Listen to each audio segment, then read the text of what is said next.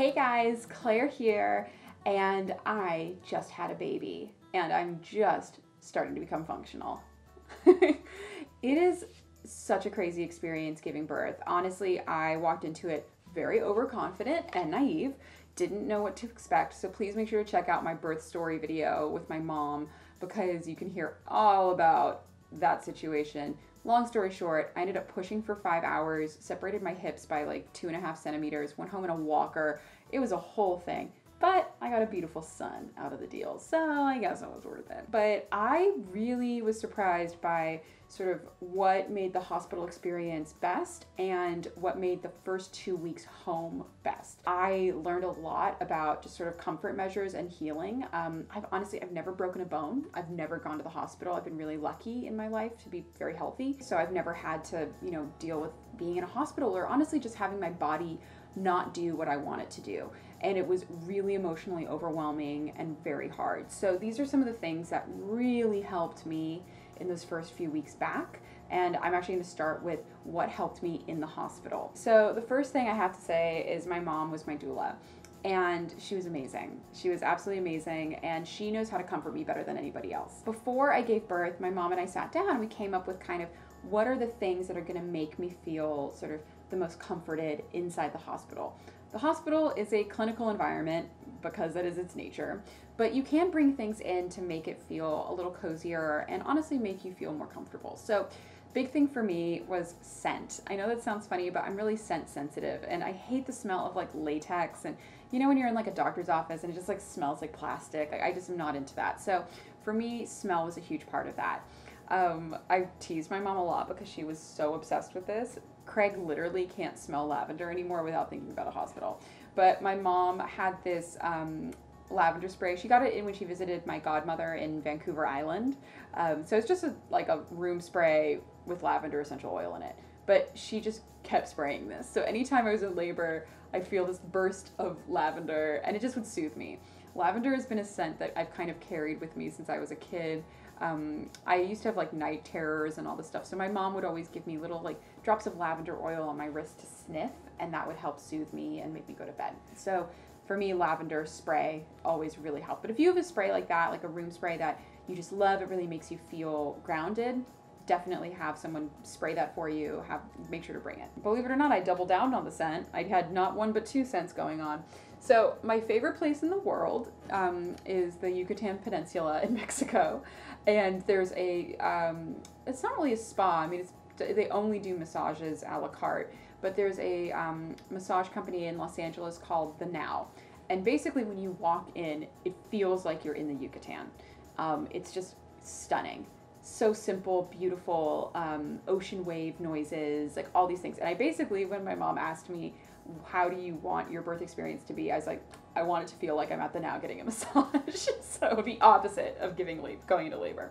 So I literally went and like recreated the Now in there. So one of the things they have there are these beautiful scents by Coqui. It's this amazing company. It's a perfumery that's based out of the Yucatan Peninsula. And all of their scents are inspired by the different flowers that are there, the different produce, all that kind of stuff. And this is a scent I love. It's called Flor de Mayo. So it's all of the sort of tropical flowers. So imagine smells like gardenia and plumeria, that kind of tropical flower scent. It's really beautiful and lush. Because you cannot bring a candle, you can't light fire inside a hospital. I know that sounds obvious, but someone told me that and I was like, oh, that does make sense, but I would have been the idiot who brought a candle. So what I did is I bought the diffusing oil. So what you do is you fill this up with the oil, and then they have sticks that you put in there, and it makes the whole room smell gorgeous. And then also continuing on the Now train, I had my salt crystal lamp. So when you get a massage at the Now, every room has one of these in it. It has just a beautiful ambient kind of light to it. The color is really sexy and peachy. And I love this because I basically turned off every light they would let me in my delivery room and then had this going. And it just is really soft. It's very soothing. There's no bright lights in my face. So I really loved this. And we ended up keeping this in our sort of postpartum room as well at the hospital. So we could you know, fumble around at night, but we had some kind of light source. We didn't have to turn on any of those like really aggressive hospital lights. The last thing that kind of I borrowed from the Now was the white noise machine. So we brought a white noise machine and played ocean wave sounds, because to me that's really soothing. So it was nice. It kind of dulled out the sound of beeping machines, of people walking in the corridor, and it basically allowed me to sleep. What they don't tell you about labor is it's kind of like production. There's a lot of downtime. You're kind of waiting for the thing to happen. So when you can sleep at the beginning before the contractions get too painful, you know, that's when you want to sleep. And so having a white noise machine is really helpful. It was really cute when we had all of this stuff set up. Every time a nurse would come in, like whenever the shifts would change, the nurse's comments were always like, "This is very relaxing," because it just was like, smells like a rainforest, there's ocean sounds, why is the light so glowy? You know, it's just like very relaxing. So I cannot overstate enough, you really should, like, if you can make the space your own, do it. That takes me through, that's the comfort measures for when I was in the hospital. Then there's the getting out of the hospital. All right, so first thing is ransack the hospital. They will, at least my hospital was very generous, and the nurses hooked me up with like a gift bag basically of like all the random things that I was using. And I don't want to, you know, overshare here, but almost any woman, especially if you're having a vaginal birth, there's going to be like 6 weeks of just healing. And for me, I had a small tear, so it wasn't too bad. It was like a very low level, like 2nd degree tear.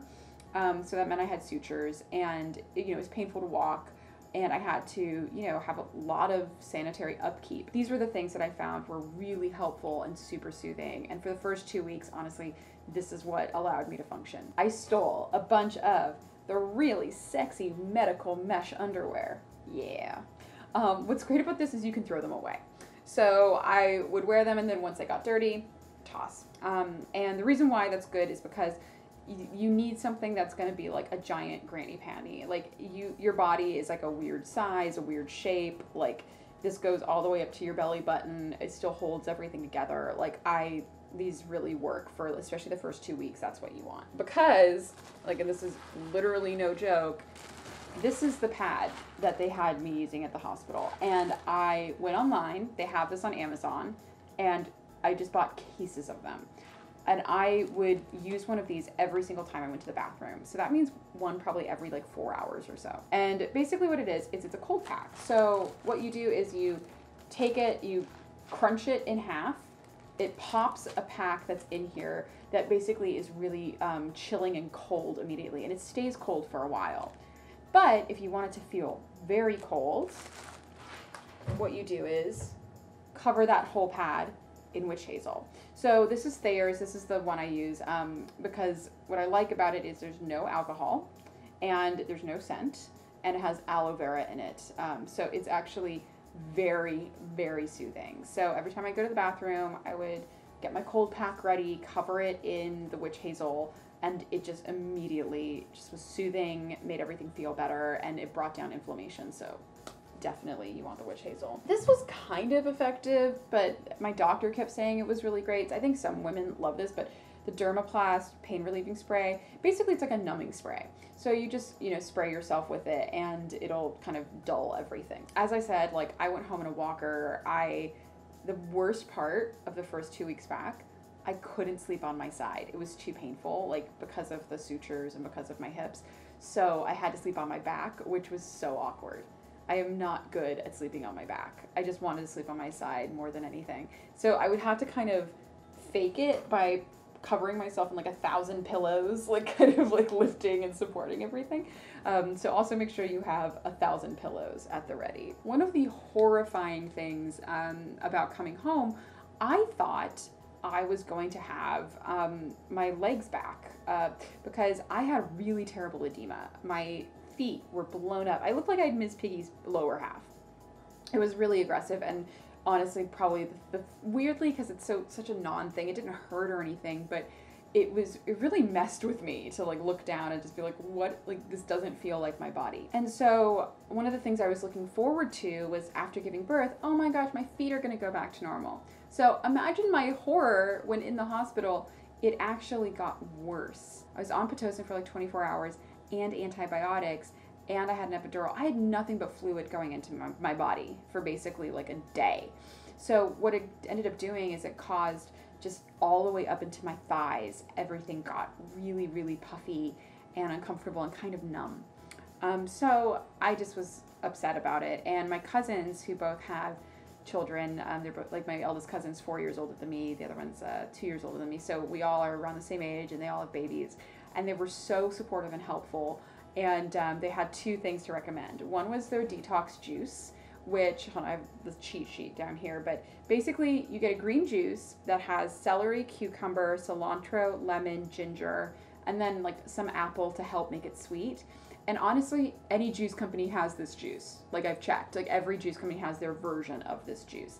It has parsley in it, that's good too. Basically, it's a flushing, kind of detoxifying juice. So I would drink that by the gallon. So I had this giant green juice that I would top off with apple juice and drink that while I was breastfeeding, and that would really help kind of flush everything out. And then the second thing is they have a special massage oil that they told me about.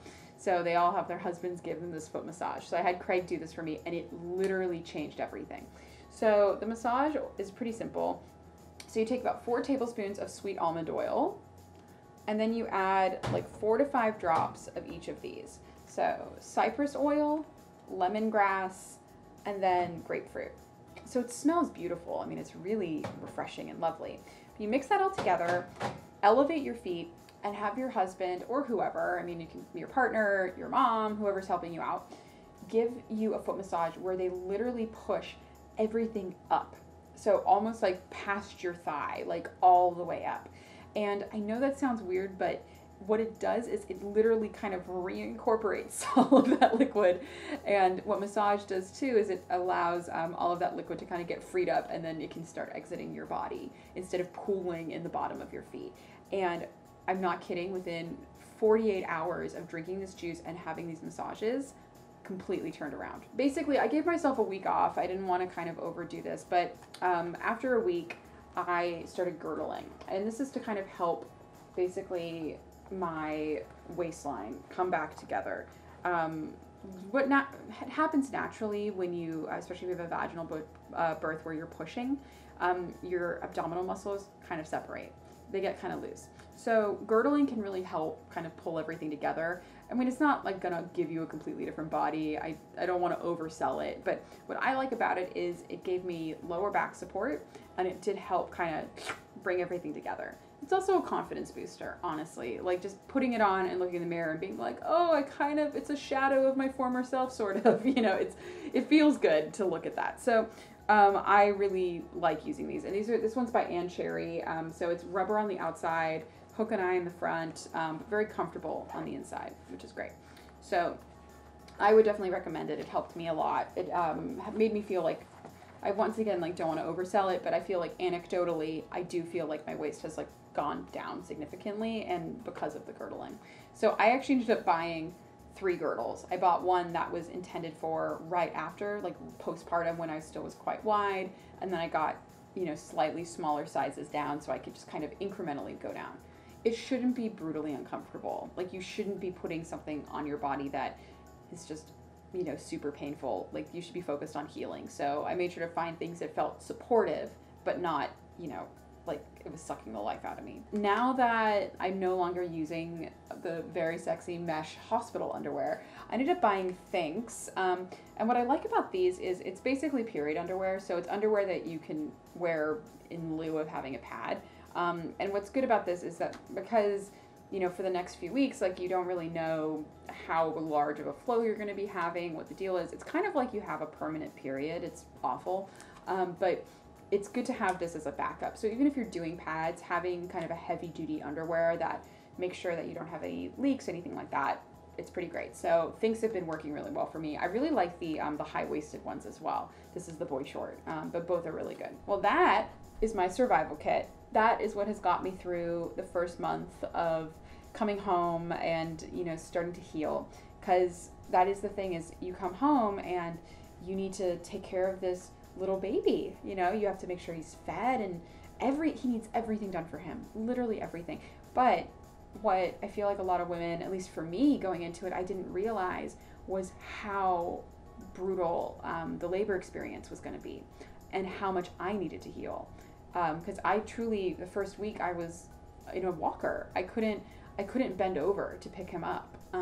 It was really painful, and it does require a lot of healing. So anything you can do to just make it a little bit easier for yourself and give yourself that space and give yourself that comfort, that's a good thing. And so these are all things that really helped me in that process. But feeling good now.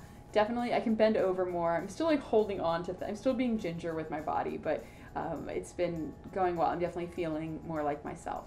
Anyway, thank you guys so much for watching. I would love to hear any tips below in the comments. Did you guys have something that really helped you through the first few weeks of postpartum? This is all of my favorite things, but thank you so much for watching, and I'll talk to you guys later. All right, bye.